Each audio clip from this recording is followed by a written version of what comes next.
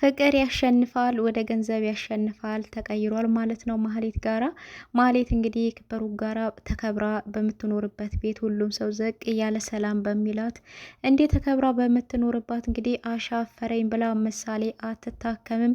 ምሳሌ ተታከመች፣ ቤቱ ይሸጣል፣ መኪናው ይሸጣል።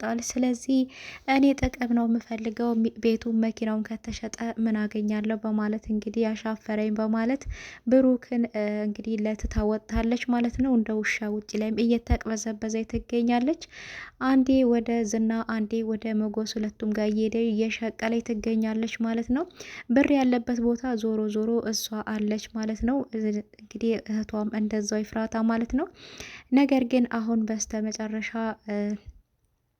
ብሩክ በታገተበት ምክንያት አንቺ ታውቂያለሽ ሚስጥር ወንድሜ ያለበትን ልትነግሪኝ ይገባል በማለት እንግዲህ የብሩክ ወንድም መድብል ለቀናቶች ታስራ ነበረ። ቢሆንም አሁን ግን እንድትተባበራቸው ጠይቀዋት ነበረ። እሷም እንግዲህ ልትተባበራቸው የምትችለው የብሩክን ቤት በስሜ ካዞራችሁ ብቻ ነው የምተባበራችሁ ነበር ያለቻቸው፣ አይኗን በጨዋጥ በማለት ነው። ብሩክ ግን ቢሞት ይህን ቤት በስሙ አያሳልፍላትም። እንግዲህ አሁን ኃላፊነቱን የያዘው ወንድሙ መድብል ነውና እሷ ግን እንዴት ደፋር ብትሆኝ ነው ነበር ያላትና እንዴት ደፋር ብትወኝ ነው በስሜ አሳልፉልኝ የምትዩ? በፍጹም ወንድሜ እድሜ ልኩን የለፋበትን ወጣትነቱን የጨረሰበትን በፍጹም አላሳልፍልሽም፣ ትተባበሪናለሽ በግድሽም ቢሆን ነበር ያላትና ነገር ግን መጨረሻ ላይ ከገንዘብ እንደማታልፍ ሞገስ ጠንቅቆ ስለሚያውቅ ስለዚህ ትንሽ ገንዘብ እንሰጣትና ከተስማማይ በዛ ትተባበርን ነበር ያለው። እንግዲህ ሞገስም ሄዶ አናግሯት ነበርና ገንዘብ እንግዲህ ተስማምታለች፣ በገንዘብ ማለት ነው። ገንዘብ ተሰጧት። እሱም እንግዲህ ዝናን እንድታዚዝ ነበርና ዝናም አስክረዋለች፣ ለነሱ አሳልፋ ሰጥተዋለች ማለት ነው። ነገር ግን ዝና ጋር ብዙ ሚስጥሮች አሉ። ብሩክ የት እንደሆነ በምክንያት እንደተያዘ የት እንደታገተ ሁሉን ነገር ዘርዝሮ ሊናገር ይችላል ማለት ነው። ምክንያቱም አንደኛ ነገር ሰክሯል፣ መከላከል አይችልም ማለት ነውና በገንዘብ እንግዲህ ድጋሚ አሳልፋ ዝናን ሸጠዋለች ማለት ነው። ቀጣይ እንግዲህ ከዝናም ጠቀም ያለ ነገር ታገኘች ወደ እነሱም ትመለሳለች ማለት ነው። በነገራችን ላይ ጥንዶቹ በጣም አምሮባቸዋል። መሀሌትና ዝናንም አጣምድናቸዋል፣ ብሩክንና ቅድስትንም አጣምድናቸዋል። ያው በቃ መጣመድ ያለባቸውም በአጠቃላይ ሁላቸውንም አጣምጃቸዋለሁ ማለት ነው። እንግዲህ ኤፍራታና መድብልንም አጣምድናቸዋል ማለት ነው። ያልተጣመዱት ሁለት አሉ፣ እነሱ ይቀራቸዋል ስለሆነ ነው። እሷም እንግዲህ ምሳሌና ዳጣ ናቸው ማለት ነው። እነሱም ደግሞ ቀስ ብለን በሂደቶች ውስጥ እናጣምዳቸዋለን እና እንግዲህ ምሳሌ ድራማ በጣም ደስ የሚልና አስተማሪ ድራማ ምሳሌ ማህሌት እንግዲህ እንደምናያት ገንዘብ ወዳድ ከሰው ገንዘብን እንደምታስበልጥ ነው የምንረዳው። ነገር ግን መጨረሻ ላይ ክብሯም ሁሉም ዝቅ ያለና የወረደ ብቻዋን እንደምትቀር ነው የምንመለከተው ማለት ነውና እናንተ ምን ተማራችሁ ከምሳሌ ድራማ? እንግዲህ ለቻናሌ አዲስ የሆናችሁ ሰብስክራይብ እያደረጋችሁ አበረታቱኝ እላለሁ በአክብሮት ማለት ነው። ከዚህ በመቀጠል አስተማሪ ታሪኮችን እማቀርብላችሁ ይሆናል። እስከ ፍጻሜው ድረስ አብራችሁን ቆዩ እያልኩኝ በአክብሮት ጠይቃለሁ። ሀሳብ አስተያየታችሁን እንደተለመደው ኮመንት ላይ ዘጭ አድርጉልኝ ማለት ነው። ሚስት አጣው። አንድ ወጣት ሚስት ማግባት ፈለገ። በዙሪያም ብዙ ቆነጃንጂቶች ሞልተዋል።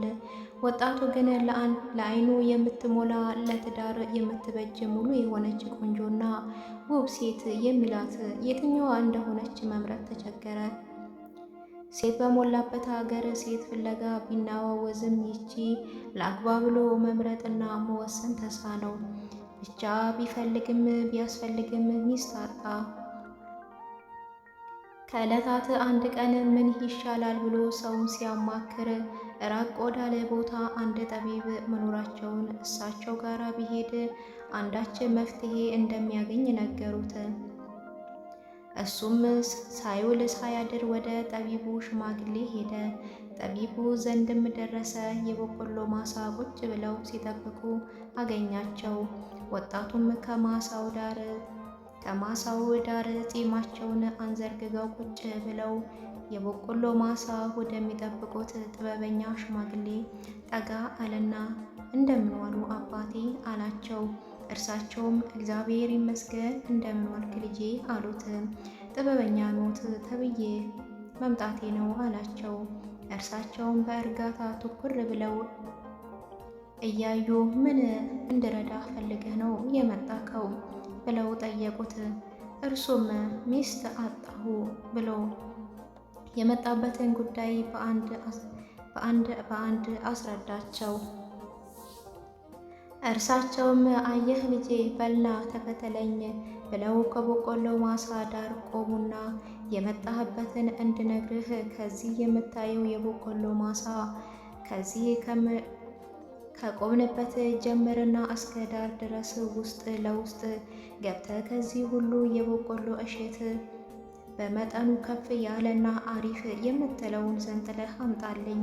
ነገር ግን ማሳሰቢያ ልስጥህ። አንደኛ ከዚህ ከቆምንበት በፊት ካለው እሸት ወደ ውስጥ መግባት ከዚህም የበለጠ እሸት አላገኝም ብለህ ካመንክ ከዚሁ ዘንጥልና ልትሰጠኝ ትችላለህ አሉትም። ሁለተኛ ከዚህ ጀምረ እስከ ማሳ ዳር ድረስ ወደፊት እየተራመድህ መምረጥ ትችላለህ። ነገር ግን ልብ በል፣ አንዴ ያለፍከውን እሸት እንደገና ወደ ኋላ ተመልሰህ መቁረጥ አትችልም አሉት። ሶስተኛ አጥቻለሁ ብለህ ባዶ እጅህን መመለስ አትችልም። አራተኛ ከዚህ ሰፊ የበቆሎ ማሳ አንድ የበቆሎ እሸት ብቻ ነው ቆርጠህ የምታመጣልኝ። በል ጀምር፣ ትችላለህ፣ መጀመር ትችላለህ አሉትና ተመልሰው ቁጭ ብለው ወጣቱ ወደ በቆሎ ገባና የተሻለ የሚለውን የበቆሎ ፍለጋ ጀመረ። ሁሉም እሸት አማረው፣ አይን አዋጅ ሆነበት። ትንሽ ገባ እንዳለ በጣም የሚያማልል እሸት አየና ሊቆርጥ አሰበና ወደፊትም ከዚህ ከሚታየኝ የበለጠ ትላልቅና የሚያምር ቢኖርስ ቢሄድ ይሻላል ብሎ ፍለጋውን ቀጠለ። ነገር ግን ወደፊት በሄደ ቁጥር እንደ ቀድሞ የሚያምር ሳይሆን ጥራቱ እየቀነሰ ሄደ። አሁንም ወደፊት ጥሩ እሸት አገኛለሁ እያለ መዳከር ያዘ። ነገር ግን ጭራሽ ከቀድሞ የባሰ መጠኑ እያነሰ ገና ለጋ የሆነ እና ትል የበላው እየሆነ መጣ። ወጣቱም ወደ ኋላ መመለስ አትችልም ስለተባለ ምን አለ ቅድም ዳር ላይ ቆርጬ በነበረ እያለ እየተጸጸተ አሁንም ተስፋ ሳይቆርጥ ወደፊት ልክ ቅድም ሲገባ እንዳየሁት የሚያምር እሸት አገኝ ሆነ እያለ በተስፋ ወደፊት ፍለጋውን ቀጠለ።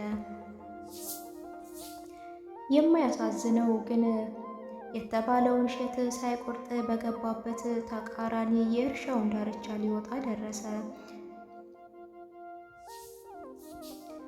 እንዳለ ግማሹ ወፍ የጠረጠረው እየሆነ መጣ። እስኪ እንደ ቀድሞ ዳር ላይ ጥሩ በቆሎ ባገኝ ብሎ የእርሻውን ጫፍ ላይ ብቅ አለ።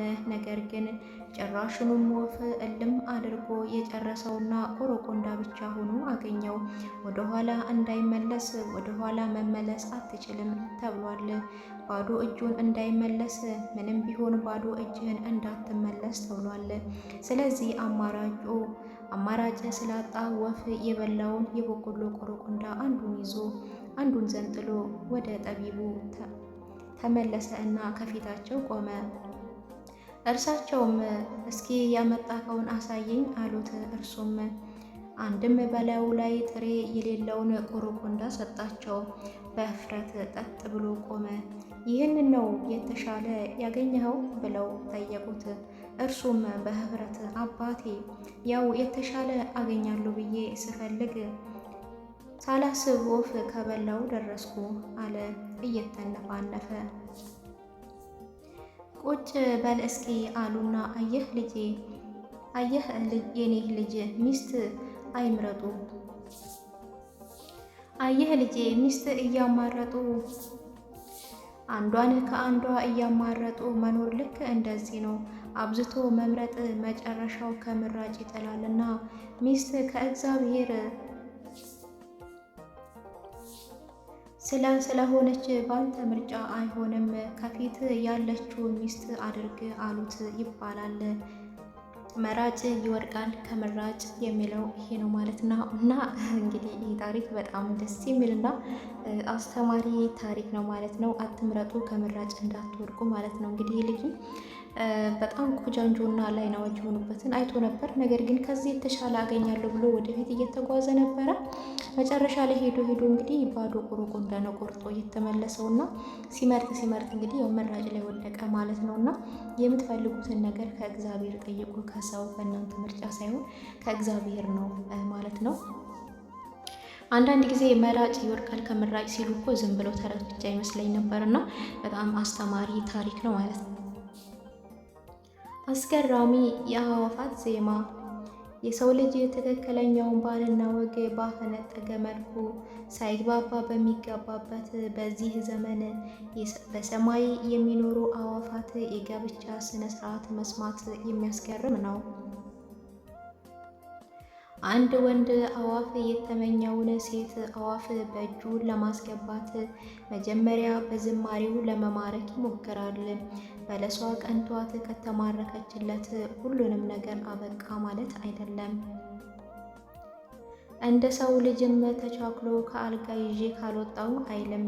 በመቀጠል ኃላፊነት መወጣት የሚችል እና ቤተሰብ መምራት መቻሉን ለማረጋገጥ ማድረግ የሚገባው ነገር አለ።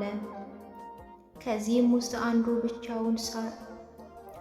ብቻውን ሳር ከየትም ያምጣ ቤት ወይም ጎጆ መስራት ነው። ይህ የሰራውን ቤት ለወደዳት ሴት አዕዋፍ በጥሎሽ መልኩ የሚያቀርበው ነው። ይህንን ካደረገ በኋላም እንደ የመጨረሻ ተግባር ይቀረዋል። እርሱም ሚስቱንና የወደፊት ልጆችን መመገብ እንደሚችል ማሳየት ነው። ይህንንም ለማሳየት ምግብ ፈልጎ ማምጣት ለሚስቱም በአፏ ያጎርሳታል። እነዚህን ሁሉ አድርጎ ከጨረሰ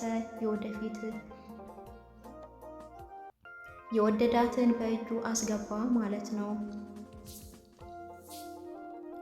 አሁን ወደ ሰዎች ህይወት እንምጣ።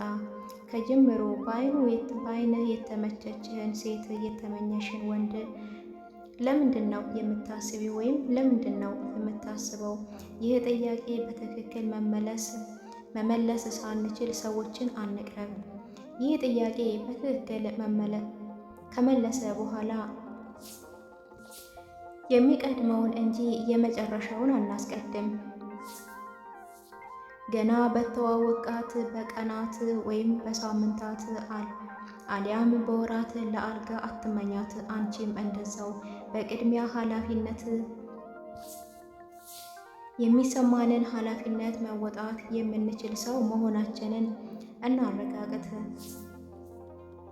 ከዛ ሌላው ነገር ሁሉም በጊዜው ይፈጸማል ይላል ማለት ነው። እና እኛ ሰዎች አሁን እንዴት ነው ከሰማይ ወፎች አንሰናል ማለት ነው እንዴ? አነስን እንዴ? የሰማይ ወፍ እንግዲህ በዛም በባሌም በቦሌም ብሎ ሳር ሰብስቦ እቤት ሰርቶ ለወደዳት በለስ በስጦታ መልኩ ይሰጣታል። እኛ ሰዎችስ የማየና የአባዬ ቤት ውስጥ ቁጭ ብለን ነው እንዴ በለስ የምናጨው? ወይስ ደግሞ ተከራይተን ነው እንዴ ማጨት ያለብን ማግባት መጋባት ምናምን ያለብንና ከዚህም ብሎ ያ እንግዲህ በለሷን ያጫት ወፍ ቤቱን ይሰራል ማለት ነው። እና ያችን ቤት ግን ለስጦታ ለዛች ለወደዳት አዕዋፍ ይሰጣል ማለት ነው። ከዛም እሱ ብቻ በቂ አይደለም። ምግብ ፈልጎ የገባበት ገብቶ ምግብ ፈልጎ ለዛች ለበለሷ በአፏ ያጎርሳታል ማለት ነው። ይህንን ካደረገ ኃላፊነቱን ተወጣል ማለት ነው። እና እኛ እንግዲህ አንዳንድ ሰዎች ብቻ የወደዷት አደር ላይ ብቻ ዘለው መውጣት ነው የሚፈልጉት። እና የእኛ ሰዎች እባካችሁን ከወፎች አንነስ ለማለት ፈልጊያለሁ እዚህ ጋር። ከመሞት በፊት አስቀድመህ አትሞት። በድሮ ጊዜ ሁለት አገልጋዮች ትልቅ ጥፋት ያጠፉና በንጉሱ ፊት ለፍርድ ይቀርባሉ። ንጉሱም ጥፋታቸውን ክብደት ከተረዳ በኋላ ሁለቱም በሞት እንዲቀጡ ይወስንባቸዋል። ለመሞትም ሁለቱም መርዝ እንዲጠጡ ያዛል። እናም ለሁለቱም በዋንጫ ተቀርቶ ይሰጣቸውና ግጥም አድርገው ይጠጣሉ። ከሰከንዶች በኋላ አንደኛው አገልጋይ እዛው ተንፈራፍሮ ይሞታል። አንደኛው ግን ምንም ሳይሆን ይቀራል። ለካስ ንጉሱ ምንም እንኳን አገልጋዮቹ ከባድ ጥፋት ቢያጠፉም በሞት ሊቀጣቸው አላሰበም ነበርና ይልቁንም ምን ያህል በመንፈስ ጠንካራ መሆናቸውን ለመፈተን ሲል ሁለቱንም መርዝ ጠጥታችሁ ትሞታላችሁ በማለት ንጹሕ ወይን በዋንጫ እንዲሰጣቸው እንዲጠጡ ነበር ያደረገው። ነገር ግን ምንም እንኳን የጠጡት ንጹሕ ወይን ቢሆንም አንደኛው አገልጋይ ገና መርዙ ጠጥቶ እንደሚሞት ሲነገረው ልቡ እና መንፈሱ አስቀድሞ በመሞቱ ምንም መርዝ በሌለበት ወይን ጠጥቶ ሞቷል። ወደ እኛ ህይወትም ስንመጣ ተመሳሳይ ነው። ብዙዎቻችን በየቀኑ የሚገጥሙን ጥቃቅን ውጣ ወረዶች የተነሳ ምንም የሚገድል ነገር በሌለበት ቀድመን እንሞታለን። ችግሮቻችን የቱንም ያህል የገዘፉ ቢሆንም የፈጠረንና የማይተወን አምላክ ክንዶች ደግሞ ከችግሮቻችን ሺህ እጥፍ ያበረቱናል። የበረቱና የገዘፉ መሆናቸውን እናስብ ይላል ማለት ነው። እንግዲህ ውድ የቻናሌ ቤተሰቦች የዛሬ ታሪክ ይሄን ይመስላል ማለት ነው። ውድና የተከበራችሁ የቻናሌ ቤተሰቦች የዛሬ ቪዲዮ ይሄን ይመስላል። እንደተማራችሁበት ተስፋ አደርጋለሁ። ስለነበረን ቆይታ አመሰግናለሁ። ላይክ አርጉኝ ፈልጌው ነው።